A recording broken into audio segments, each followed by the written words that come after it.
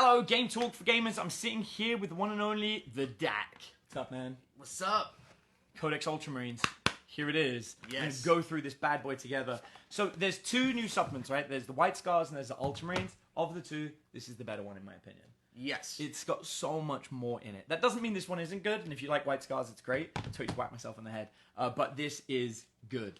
So, let's have a look at this. There's a few things that I've noticed. Dakota, you've been playing the game for a long time. Yes. Help me out with some of these models. Some of these either look really new to me or they're really old and they've brought them back. So, I know that Chaplin Casius used to exist. That was an old model, right? Yeah, that's an older one. Captain Sicarius. I don't remember him. So It looks like an old model. He's old-ish, kind of. So he's the captain of the second company. He's a named character. Back in like 5th and I believe even 7th, he had like special rules where you got to get like if you brought him, you got to like give your tactical squad like a new special rule or USR back in the day. So he's like he was an updated model, but he's been around for a minute. So the model exists. Yes. And Sergeant Tellian?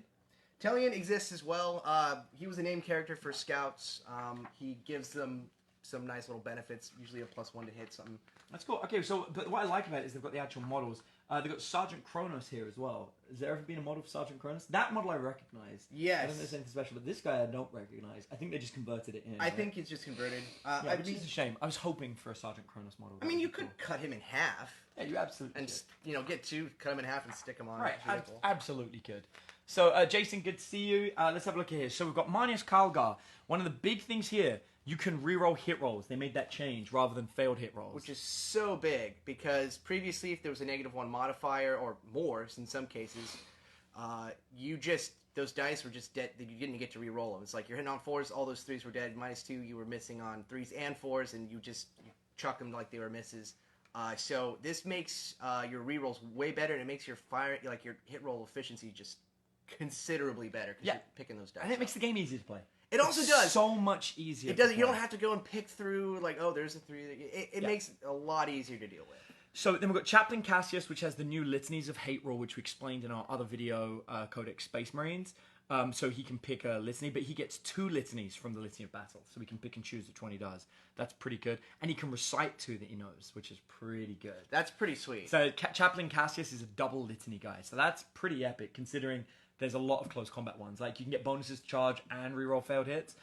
He's also got Inspired Retribution, which is when a friendly Ultramarines model is destroyed as a result of an attack made by a melee weapon. While that friendly model's unit is within 6 inches, roll a dice. On a 6, the enemy unit takes a mortal wound. So, pretty good. Nothing too special. Nothing too special, but it's nice to have when it works. Yeah, exactly. Then we've got Captain Sicarius is here. You can give them... what's this? At the start of the battle round, pick one friendly Ultramarines unit within 6 inches. Until the end of the battle round, that unit has the Defenders of Humanity special ability. So now what it looks like it does is you can basically give a unit OBSEC. Yeah. So that way, if you have some Stern Guards or Terminators sitting on an objective, and there's some troops nearby or whatever, or you just want to make sure that those dudes count as holding that objective, you can just be like, you now have OBSEC for the turn. And so you can score the objective. So that's actually pretty good. He's not terrible. No. Then we've got Sergeant Tellian again. So he's the scout. Start your shooting phase, pick one friendly Ultramarine scout, and they have a ballistic skill of 2. Yeah. Until the end of the phase. It's for the whole unit. So that's really nice if you have if you have a good-sized blob of sniper scouts, it's far from bad. And his sniper rifle's pretty good. So it's a heavy 2, strength 4, AP -2, 2 damage. And whenever you roll a 6, it also does mortal wounds. Yeah, actually, I think that's improved too. You remember, it used to just be a model. Yeah, now it's the good unit.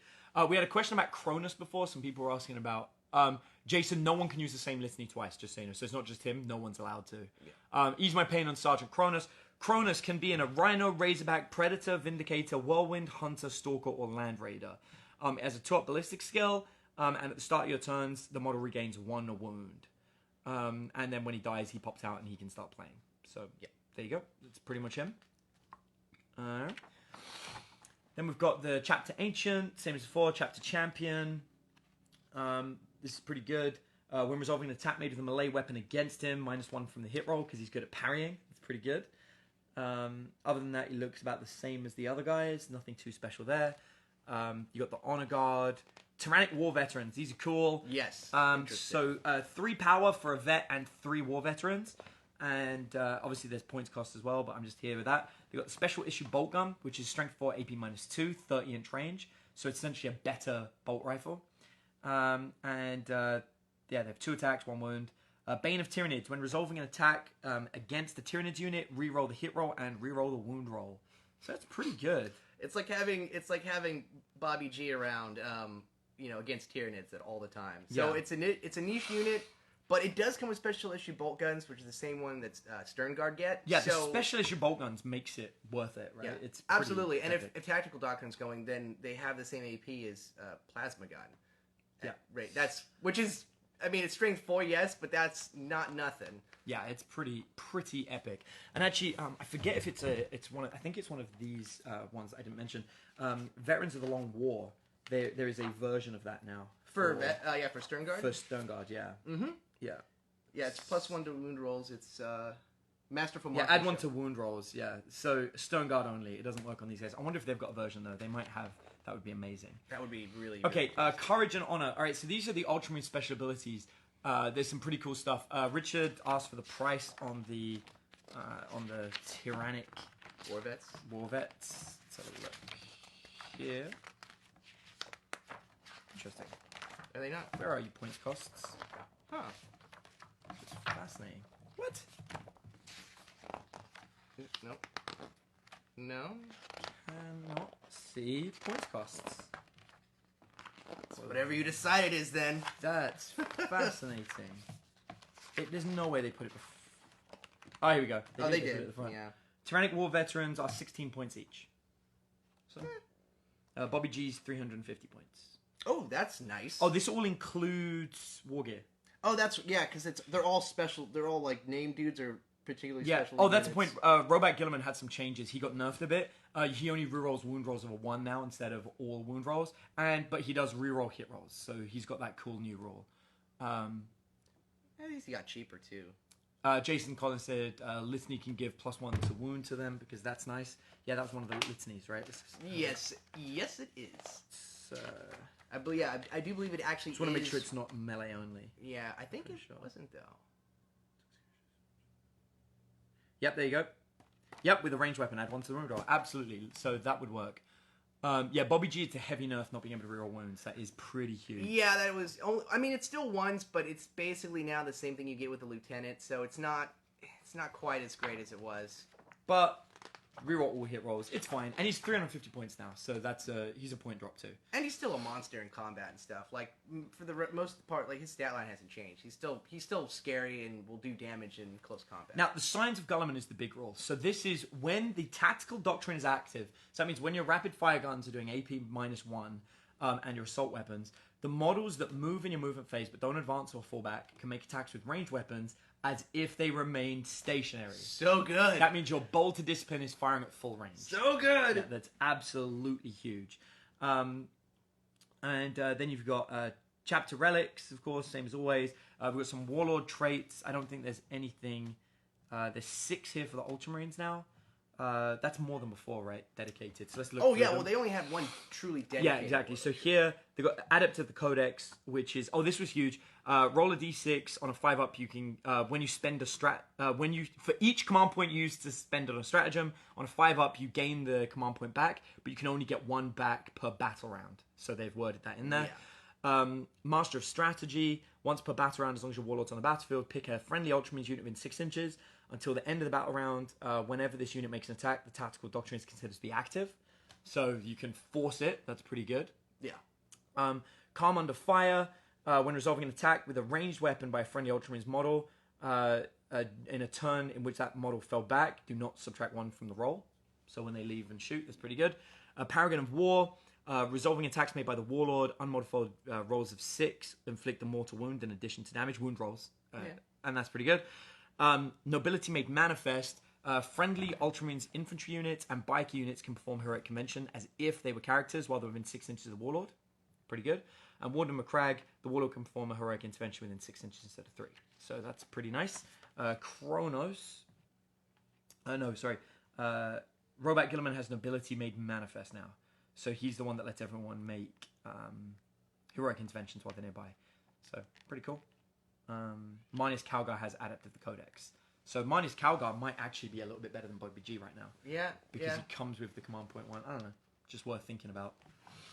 Relics of Macragge. So we've got the Soldier's Blade, which is essentially a power sword that has strength +1, AP -4, 2 damage. Sanctic Halo, 3 up invulnerable save and can deny a psychic power.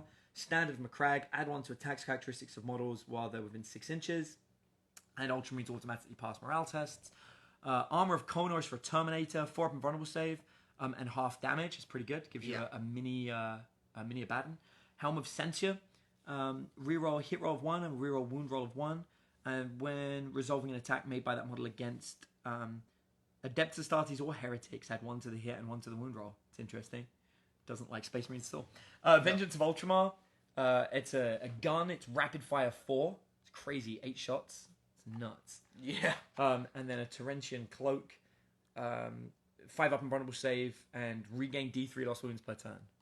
It's pretty good. No way you can give this to which one? Cronus, right? No, you can't. No name characters. That's a shame. That would be so nice. Okay, and then special issue war gear. This is cool. So if you're led by an Ultramarines Warlord, instead of giving a character a relic, you can instead you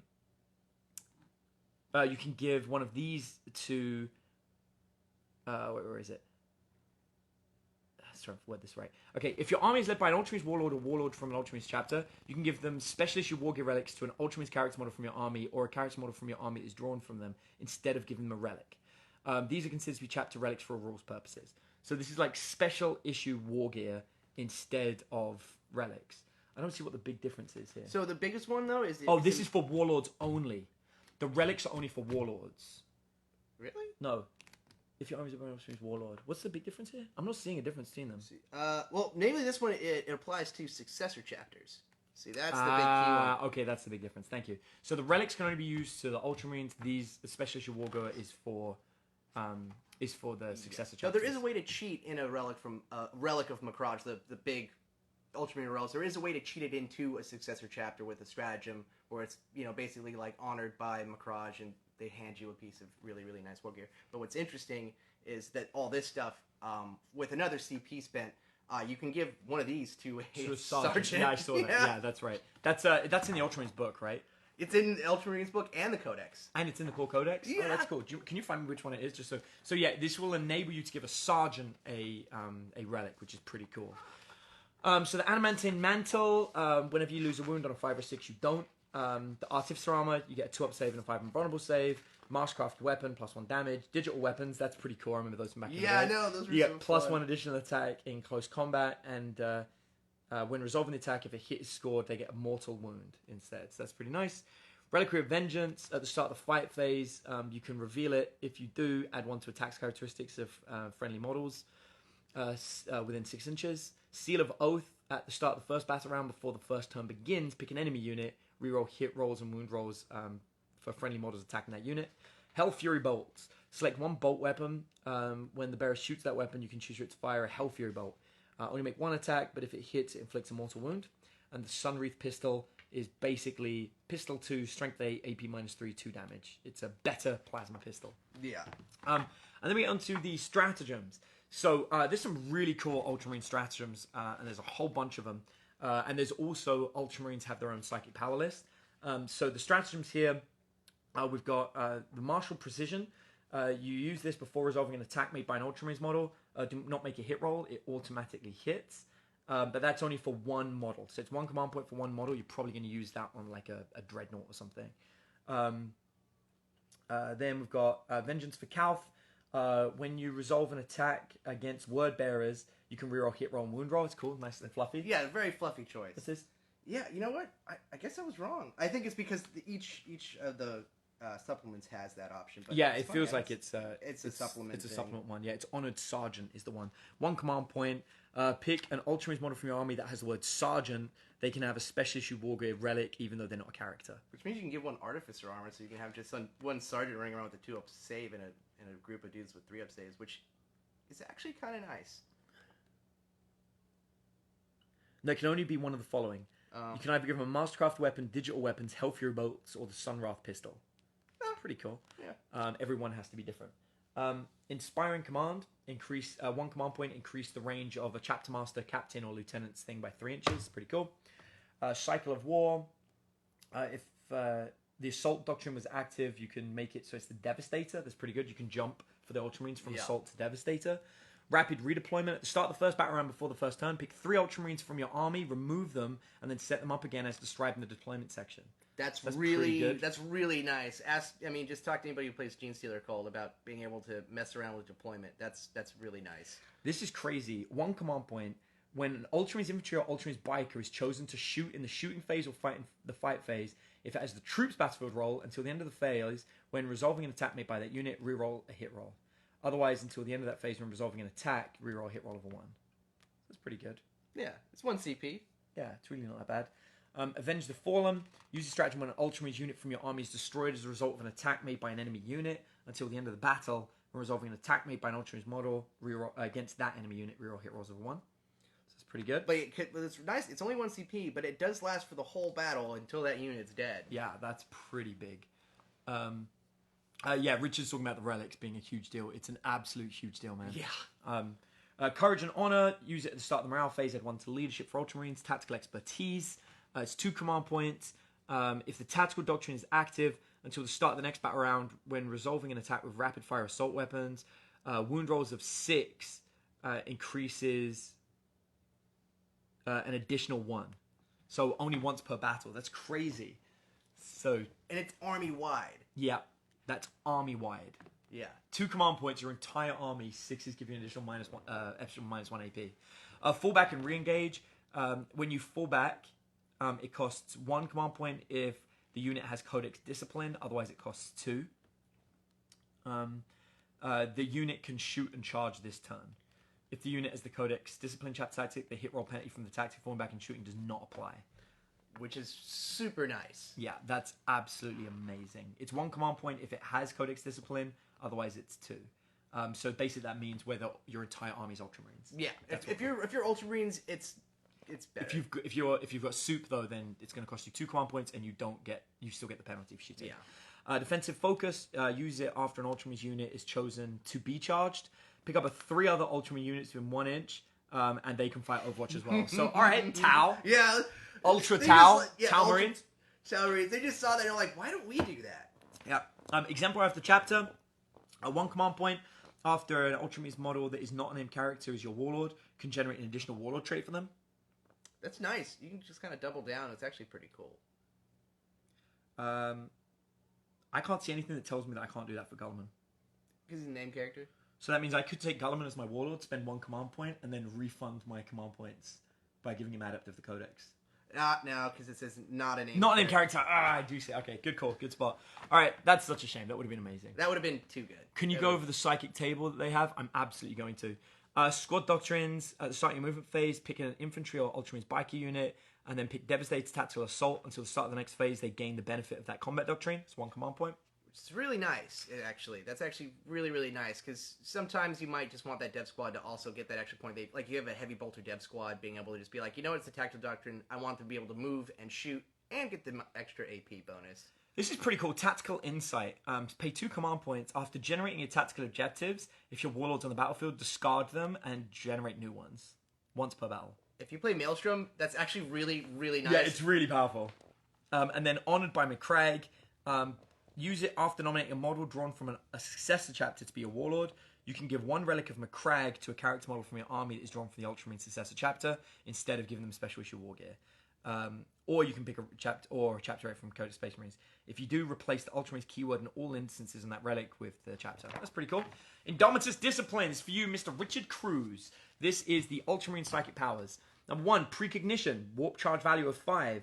When it's manifested until the start of your next psychic phase, this Psyker has a 5-up invulnerable save. And when resolving an attack made by this against this Psyker, subtract 1 from the hit roll. Okay? Scryer's Gaze. Warp charge value of 7. If manifested, if your army is battle forged, you can immediately gain 1 command point. If you choose not to, then once this turn, when resolving an attack by a model from a friendly Ultramarines unit that is within 18 inches of Psyker, reroll the hit roll, wound roll, or damage roll. So it's weirdly like giving him a Warlord trait. Yeah, it's also almost like you can get a CP or basically do the same thing you would do with like a command point reroll for the most part. So I guess it's nice though because it means that if you want to, you can either take the CP for a different stratagem or you can keep that CP and essentially get like another use of the command point reroll. Yeah, it's almost like a psychic power that gives you a stratagem ability. It's kind of a very versatile. It's very it's a good Telepathic Assault, warp charge value of 7. Pick an enemy unit within 24 inches the psychic can see. Roll 2 dice and add 2. They take a mortal wound for every point by which you exceed their leadership. It's actually remarkably good. Yeah. 2d6 plus 2, you're averaging 9. So if you're dealing with models with leadership of 7, 2 mortal wounds. Demons, guardsmen, stuff like that. Yeah. Don't demons have leadership of 10? The greater demons have leadership of 10, and the smaller ones get that if they're close enough to the greater demon, but if they're isolated, they are like leadership 7. Okay, alright, that's good to know. Rich says powerful spell, absolutely is. Storm of the Emperor's Wrath, warp value 6. Pick a unit within 18 inches. Roll 1d6 for every model on a 6, it's a mortal wound. Psychic Shackles, warp charge value of 6. Pick an enemy unit within 18 inches the psychic can see. Until the start of the next psychic phase, half the move characteristic of models in that unit. And when a charge roll or advance roll is made, subtract 1. But it can't be affected by this Antinebrous Curse at the same time. That makes sense. And then Empiric Channeling, warp value of 5. If manifested, pick another friendly model, another friendly Ultramarine Librarian until the end of this psychic phase. When they take a test, they add 2 to the total, and they do not suffer Perils of the Warp on a roll of double 1 or double 6.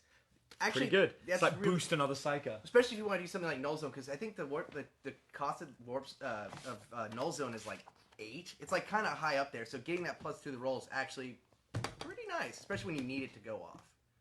Okay, Jason says, I'm looking over the old pod and aggressors rules. You probably can put 10 aggressors in one pod and drop in turn 2, not counting his movement for tactical.